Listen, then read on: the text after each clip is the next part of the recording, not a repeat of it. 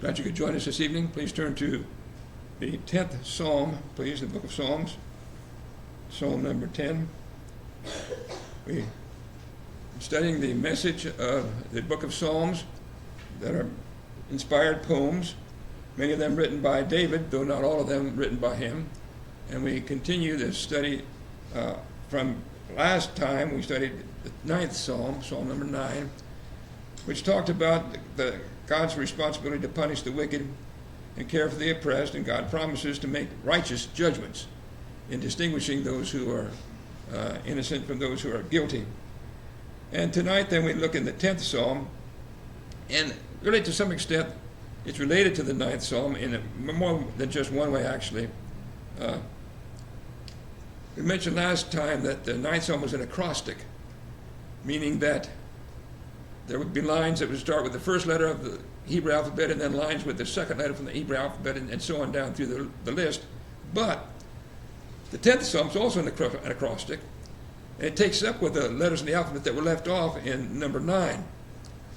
So some think there's a connection between the two, but the topics are different.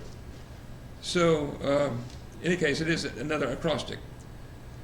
The theme, as I see this one, describes that wicked man and what he's like, the arrogance and the evil of this man, a typical kind of enemy that David was facing, it seems to me, as he's describing.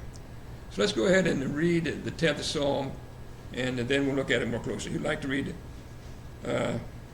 Let's just read the first 11 verses. Who'd like to read the first 11 verses for us, please? Psalm 10, verses 1 through 11, please. Bill, verses 1 through 11, please. Why do you stand afar off, O Lord? Why do you hide in times of trouble? The wicked in his pride persecutes the poor. Let them be caught in the plots which they have devised. For the wicked boast of his heart's desire. He blesses the greedy and renounces the Lord. The wicked in his proud countenance does not seek God. God is none of his thoughts. His ways are always prospering. Your judgments are far above, out of his sight. For all his enemies he sneers at them. He has said in his heart, I shall not be moved. I shall never be in adversity. His mouth is full of cursing and deceit and oppression. Under his tongue is trouble and inequity. He sits in the working places of villages. In the secret places he murders at the innocent. His eyes are secretly fixed on the helpless. He lies in wait secretly as a lion in his den. He lies in wait to catch the poor. He catches the poor when he draws him into his net. So he couches, he lies low, that the helpless may fall by his strength. He has said in his heart, God has forgotten. He hides his face. He will never see. Okay. So I ask you on the first assignment, special assignment, was to, as you read through the psalm, list some of the characteristics you see here of this wicked man, and we will discuss them as we go along, and see how God describes, or the poet describes, the wicked man. Okay? We start off in verses 1 and 2. Question number 1, what was the concern the writer has? What's his problem in the first 2 verses?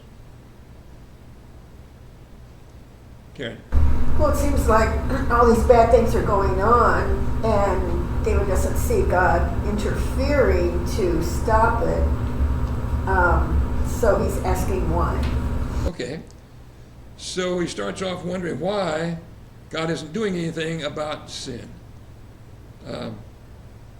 He sees the evil around him, the wicked person, and the things that he does to the good people. So he's asking why God is not doing anything about this. Why is nothing being done? Why would he? How would this tend to fit our concerns today?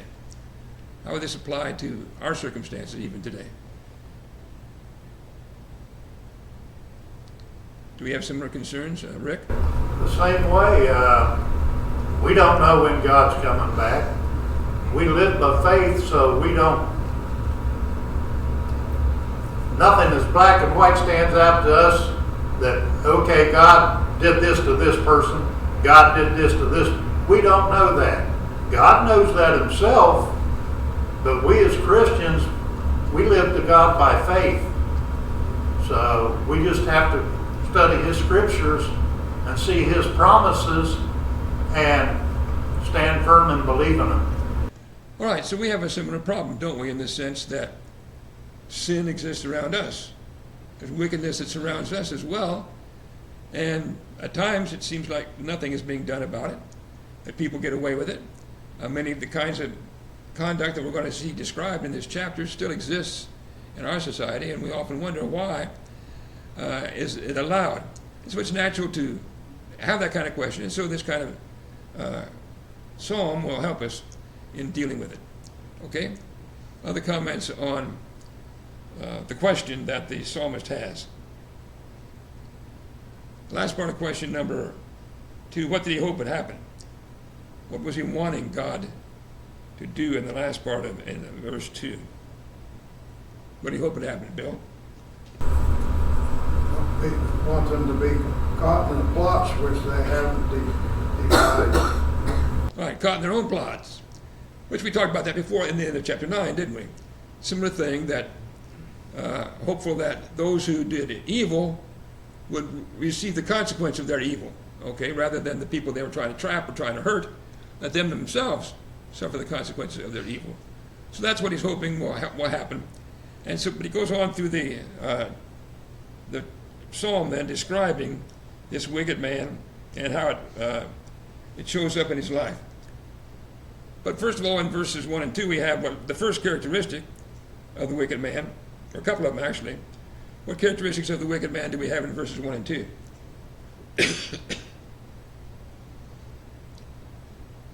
See a characteristic of wicked people in verses 1 and 2, Karen? They persecute the poor. All right, they persecute the poor, and they're proud. So we'll list those two.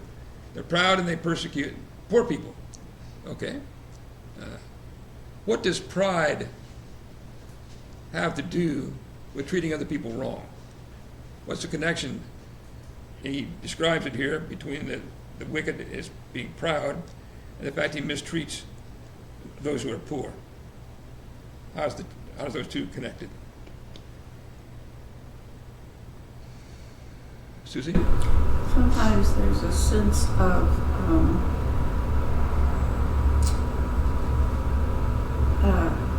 entitlement, that they feel they're superior and they're entitled to have what this poor person can't manage on his own. Okay. Other comments? All right, so the proud person thinks he's better than other people, so he feels like he has a right to take what belongs to other people. He's the one who's important, and so the person's not really that important. And so his exalted opinion of himself leads him to think it's okay for him to mistreat others. Now, other people have no right to mistreat him, but he can mistreat other people because he's important, you see. His pride leads him to think it's okay. So the psalmist is concerned about this, and he's hoping that something will be done about it. Other comments on the first couple of verses? Okay? So question number 3 then, we see more manifestations of his pride in verses 3 through 5. What are some other ways that this man's pride shows itself? Verses 3 through 5. Let's take verse 3 first of all. How does his pride show itself in verse 3? Rick? He brags about himself and his own wisdom, putting himself above God. All right, so he brags, first of all. He's boastful. His pride leads him to brag about the things that he does and things he thinks he can get away with. Okay. Other comments on verse 3. What is about the idea of blessing the greedy? Rick mentioned he renounces the Lord, but he blesses the greedy. What does that mean? Why would a man bless the greedy? Karen? Well, lots of times they this wicked person personally gains from the greedy. That they financially, lots of times they gain from what the greedy person's doing. Okay, and so this proud, evil man thinks that's good. Thinks it's good that people gain from taking from other people, but he renounces the Lord. So where he's saying good things about bad people, he says bad things about the Lord. He renounces God because he doesn't see God as being good or important or whatever. Okay? Other comments to verse 3. Okay, verse 4, what else does he say about the wicked person? Not only is he proud, but what else? How else does his pride manifest itself in verse 4? Bill. He does not seek God. He doesn't seek God, and he doesn't think about God. God is not in his thoughts. Okay? Let me see where we are here. Yes. What does that mean? What does that tell you about this person? That he doesn't seek God, God doesn't think about God. What does it tell you about him? Well, He thinks he doesn't need anything else. He's self-sufficient, and he doesn't even need God to help him. okay, he doesn't see the need for God. What else? Anything else? Doesn't think he needs God. What was it, Susie? Well, he certainly doesn't recognize him as his creator and ultimate judge. All right, so he doesn't want to have to obey him. He's proud. He thinks he can take care of himself. He wants his own way. So he doesn't want God to have his way. God may interfere with his life. God may tell him some of the things he's doing are wrong. He doesn't want to hear that. So he doesn't want to hear about God. He doesn't listen to God. He doesn't think about God. Doesn't seek God. Okay? Other comments on verse 4? Steve. He believes that he's above the consequences of his actions. We're going to see that more and more as we go along, aren't we? That he doesn't think he's going to be held accountable for the wrongs he did. He's so important, and he doesn't care about God, and he doesn't care about other people. Nobody is going to punish him. We're going to see that as we go along. Some of the comments that I have seen on this, people refer to this kind of person as a practical atheist, meaning not that he may know that there is a God or may believe there is a God, but he doesn't act like he believes in God. The way he acts, he wouldn't think that there is a God from the way he acts. So he doesn't care about any reaction to his conduct. He's just going to do what he wants to do. He doesn't have to care about God. Okay? And of course that there's writers' concern about that is that this bothers him as the poet, as a person who wants to do good. It's bothering him to know that people are like this, and it bothers us. Should. To know that there are people like this around us, and upsetting to see them mistreat other people, sometimes mistreat us, and get away with it, it seems like. And so it's troubling to the author to describe, as he described, this kind of evil person. Okay?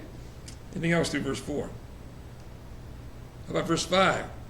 What else does he tell us about this evil man in verse 5?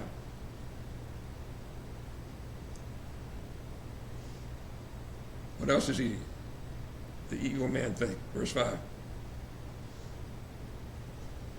Susie. Well, King James says his ways are always prospering. I had another translation said his ways are always grievous or sinful. So maybe he's always prospering in sin, and that may be the thought. And he doesn't consider God's judgment to come. Okay. So he appears to prosper. The sinful things he does, he seems to get away with it. It doesn't seem to be any problem to him that he's doing all these wrong things. He doesn't suffer consequences for it. At least it doesn't appear that he is. And so nothing seems to stop him.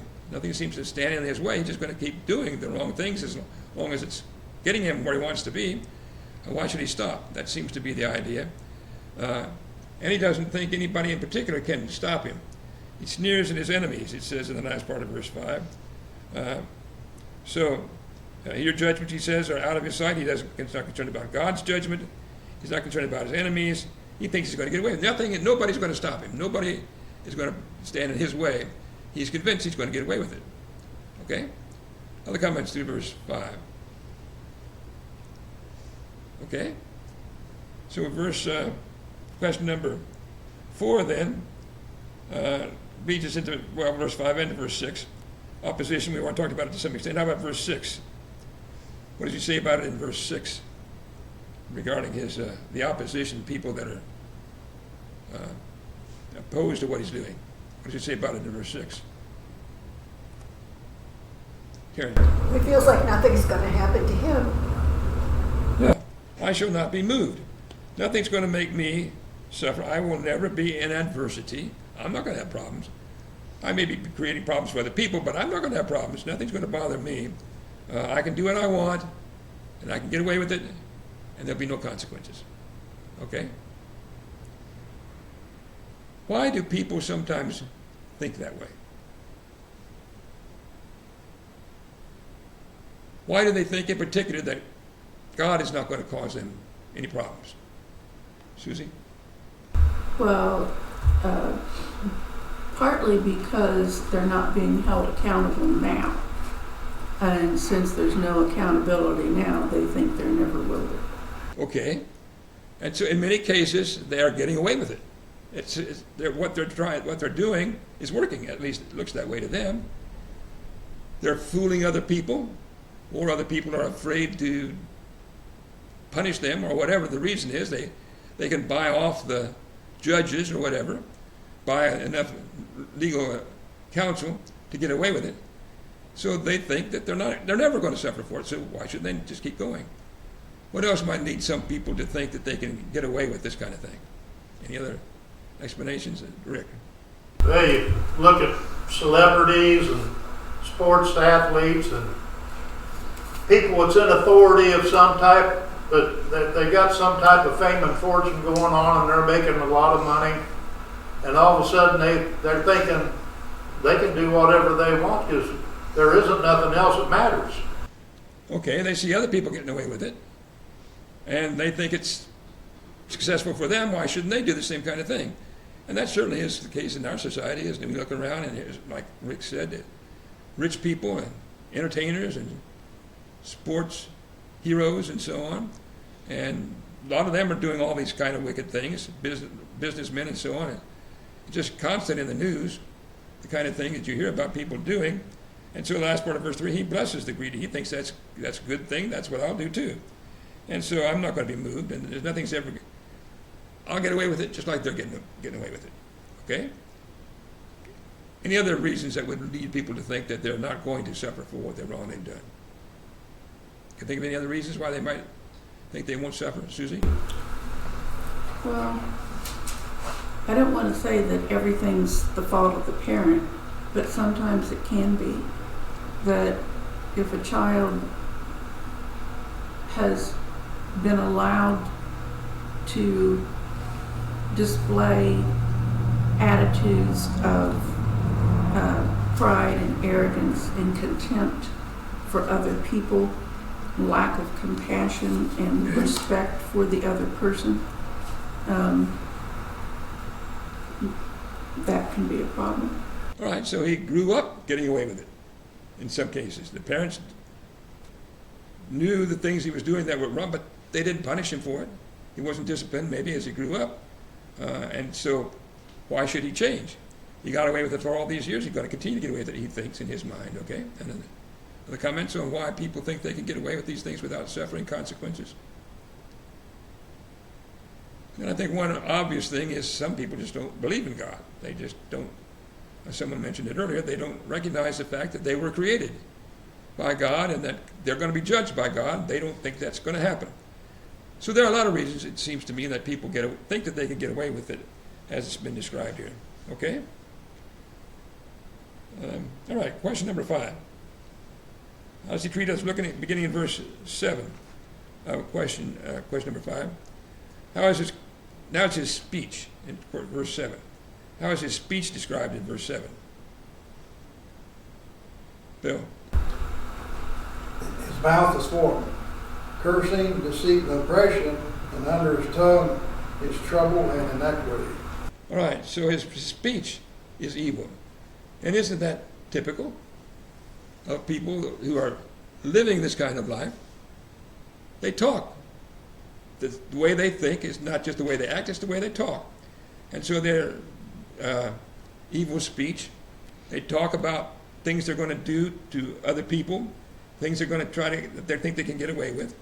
And their tongue, their mouth is filled with this kind of thing because that's the kind of people they are. Like Jesus said, out of the heart, the treasure of the heart, the mouth speaks. And so you see it in their speech as well as in their conduct. Other comments on verse 7. Okay? And verse 8 then, how does he go about mistreating the people in verse 8? What does he do to find his victims, attack his victims? Verse 8. Bill. He hides in places in the village, in the secret places, and he murders the innocent. Okay, so he's sneaky. Now, obviously, this is not the only way, but the poet is describing, remember, this is poetry, this is he's picking out some things. He doesn't necessarily, this isn't the only way wicked people act, that they lurk and try to murder people, but it illustrates the kind of people they are. They're sneaky. They're not open in doing the wrong things that they're doing. They don't go around where people can see it, but they try to hide it. Bill, do you have a comment? He hides and preys on the helpless. Exactly.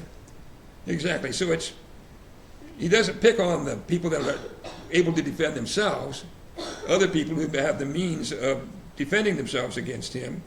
He picks on those who are helpless, those who are weak, and maybe, as we've seen many times, widows and orphans and poor people and so on. Those are the ones he thinks he can get away with. And so this is a description of the kind of people who do this kind of thing sneakily rather than openly. Okay? Secretly. Other comments on verse 8? Okay? Again, verse 9, he lies. What is it compared to in verse 9? He compares it to what kind of thing? Karen? Lion in his den. A lion in his den waiting to catch. But in his case, he's not catching something to eat. He's catching the poor people or those who are defense, just like we're talking about, like catching them in a net and draws them in. Okay, it's symbolic, describing how he sneaks on people and catches them unaware. And verse 10 continues that he crouches, he lies low, and the helpless may fall by his strength. Okay? Questions or comments through verse 10? Come on. We have an expression about doing things with malice, and this is extreme malice. He's very malicious in the way he deals with people. Very malicious. Okay. And how does he view God? And let's see where I'm going. Oops. Okay. How does he view God then in verse 10? No, 11. How does he view God? Rick? God's forgotten. He hides his face, and he will never see what he's doing. All right. I don't have to worry about God because he doesn't know, or he's looking the other way. He's not paying attention to me. So this is more of this excuses that we talked about of people trying to rationalize and think they can get away with it. Some people think God doesn't know. I can hide it from God just like I can hide it from other people. Or he's a denial of God being all-knowing. People think they can hide from God. They think they can get away with it. They hide it from other people. They think they can hide it from God and get away with it. And God's not as foolish as they think he is. Okay, other comments to verse 11. All right, let's read the rest of the psalm. Let's read 12 through 18 then. Who'd like to read verses 12 through 18 for us, please? Steve, please. Arise, O Lord, O God, lift up your hand. Do not forget the humble. Why do the wicked renounce God? He has said in his heart, you will not require an account. But you have seen, for you observe trouble and grief, to repay it by your hand. The helpless commits himself to you. You are the helper of the fatherless. Break the arm of the wicked and the evil man. Seek out his wickedness until you find none. The Lord is king forever and ever. The nations have perished out of his hand. Lord, you have heard the desire of the humble. You will prepare their heart. You will cause their ear to hear, to do justice to the fatherless and the oppressed, that the man of the earth may oppress no more. Okay. So he continues from verse 11 saying God has forgotten, he doesn't see it, he hides his face. But now the poet responds to that. Verse 12, what is the poet's a plea to God? What does he want God to do? Verse 12.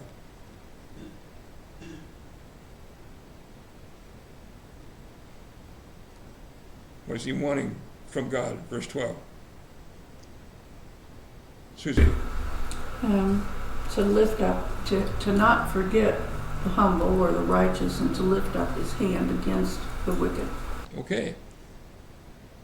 And isn't that what we're hoping when we see evil being done? Wait a minute, don't forget about these people that are suffering. You know, this evil people, they're getting away with it. Well, okay, but that's bad, but what's worse than that is look at the people that are suffering because of what he's doing. It's bad enough he's getting away with it, but look at the people that are good people that he's causing all these problems for. Don't forget about them. Remember them and lift up your hand. Deal with it. Don't let him get away with it. Okay, other comments to verse 12? And verse 13 then, he again repeats, as in verse 11, the idea that why are the wicked renouncing God, back in verse 3, and saying that God will not require an account? They think they're going to get away with it. And why? Why is it like this? Okay. All right, so that's another characteristic, that they think they won't be punished, that God's going to let them get away with it. Okay, other comments through verse 13 there. All right, now verse 14, what does he conclude? Where are we? Question number 7. What does he think that God will do? Beginning in verse 14.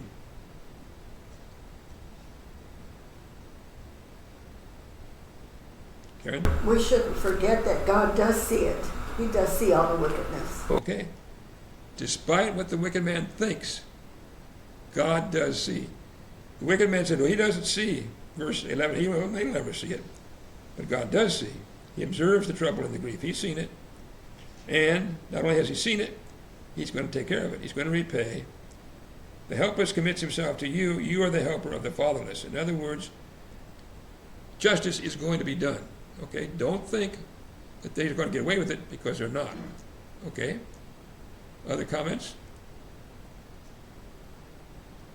All right, so basically it's a call for justice. We've seen this repeatedly, haven't we, in the Psalms, a call for justice, to punish the wicked and care for those who are upright. Okay, and the author started out questioning, why this, and why do you allow that, and why aren't you doing anything? And now he's reaching the point he's got the answer. The truth is, God's going to do something.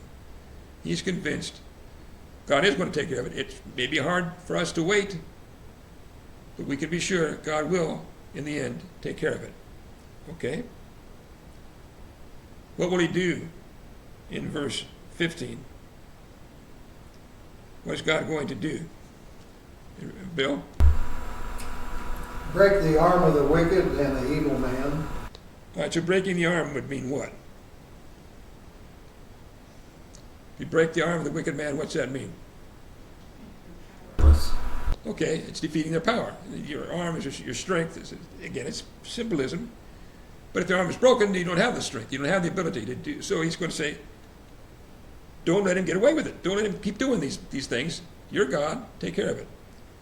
Okay, seek out his wickedness until you find, take care of it until it's gone. Okay? Now, verse 16 through 18. he continues to describe and makes the application of what God is going to do. How do we know, verse 16 through 18, how do we know that in the end God's going to take care of these things? How do we know? Susan? Well, because he's king. He has been king and he will be king forever. He's the ruler, and nations before have perished because of him. All right. We know because of who he is. God is still God. He's the creator. He's the king. He's the ruler. He's in charge. He's proved in times past that he will punish the wicked. Think of Sodom and Gomorrah. Think of the flood. God has proved that he will punish the wicked. And he will hear from the humble. He's not going to ignore it. He will, God will hear, and he will do justice, verse 18, to the fatherless and the oppressed. And the time will come when it's going to end. You can be sure of that. How do we know? Because God is God. It isn't a matter of what we know or what we're going to do or what Washington's going to do or whoever. It's what God's going to do. God's in charge. He's the ruler. He's going to take care of it. Okay? Comments, discussion, as he describes through verse 18, his conclusion about what the end result's going to be. All right, now I ask you in the very first question, actually, do all bad people have all these qualities? Is this a description of every bad person? You're not a bad person unless you do all these things. Huh. Well, obviously that's not it, is it? So what is the point then? Not all bad people have all these qualities. What's the point? Steve? We should strive to be humble and peaceful. Okay. We should not become this kind of person. What else? Karen? I think these are the qualities that bother us most, though. They're those obvious to us, and we just are horrified at the wickedness of people, and you just feel like lightning should come down from heaven and strike them dead. And that's not the way it works. We have to understand that. Okay. So again, this is poetry. It's symbolism. Susie, do you have a comment? Well, I think it also,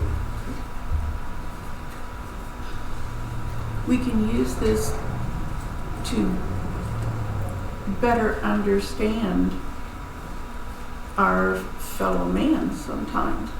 That it's not that we're supposed to be cynical and not trust anyone, but at the same time, when you see things repeatedly, God doesn't want you to just ignore it, but look at it, evaluate it, and be careful. Okay. So it's not saying all evil people are like, have all these qualities. That isn't the point at all. But that this is the kind of thing we experience in life, having to deal with people like this. There are lots of other ways to be sinful besides what he describes here. But this is the kind of thing that troubles us, that bothers us, and we have to deal with it in this life. But the way to deal with it is trust God. He's going to take care of it. So whether it's this or some other problem that we face around us, God will take care of it. Trust him. Do what's right. Anything else on the 10th Psalm before we move on? Okay? Let's go on to number 11 then. And again, a psalm about trusting God. Let's go ahead and read the 11th Psalm. Who'd like to read Psalm number 11 for us, please? Somebody read, read Psalm number 11 for us, please. All 7 verses. Susie. In the Lord I put my trust. How can you say to my soul, flee as a bird to the mountain? For look, the wicked bend their bow. They make ready their arrow on the string, that they may shoot secretly at the upright in heart. If the foundations are destroyed, what can the righteous do? The Lord is in his holy temple. The Lord's throne is in heaven. His eyes behold. His eyelids test the sons of men.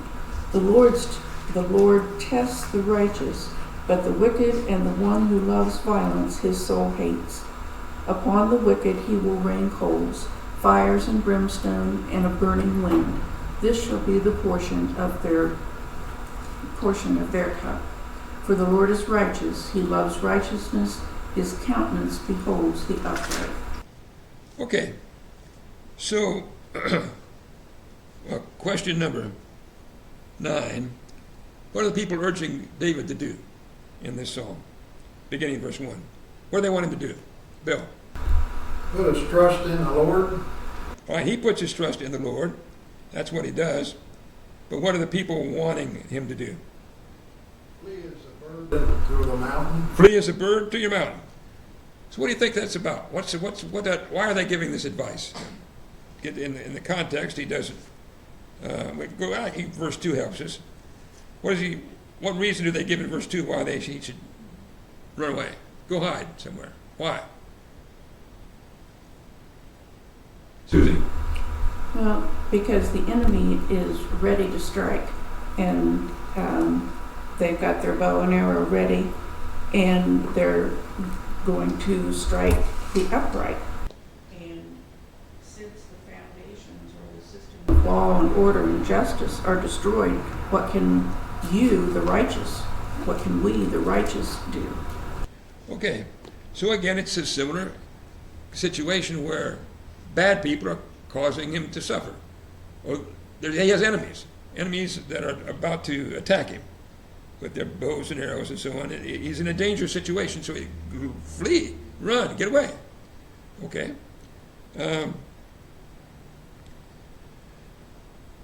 Well, that's the situation, and that's the advice. What is David's response to that? Maybe we haven't read far enough yet. Well, we read it, but he started off saying, "In the Lord I put my trust." Why are you saying this to me to flee?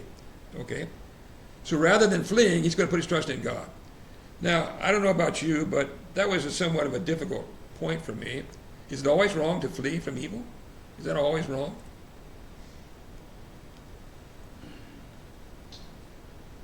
Karen? Well, the apostles did. Paul did. He was let down over a wall in a basket. The apostles left and many times Paul and Silas had to leave a city. They would go to the next city. Okay. So we have lots of examples where people did flee, didn't they? When they faced danger. The apostles did in their travels, and they fled sometimes. Did David ever flee from danger? Sure he did, didn't he? He ran from Saul a number of times. He ran from his son Absalom. On the other hand, he sure didn't run from Goliath, did he? Okay. So fleeing isn't always wrong, which brings you to the question of how do you know, and I'm not sure we're going to be able to answer that question, but there are times when you have to take a stand and fight against evil. And David apparently thought that was his situation now. Don't tell me to flee. This is a situation where he's convinced if he trusts in God, he's got to take a stand. Other comments on the advice being given to him. All right, so they advise him to flee, but he said he's going to trust the Lord. He's going to take a stand. And I'll come back to verse 3. But verse 4, why is he convinced that he can take a stand and successfully in this case? Beginning in verse 4.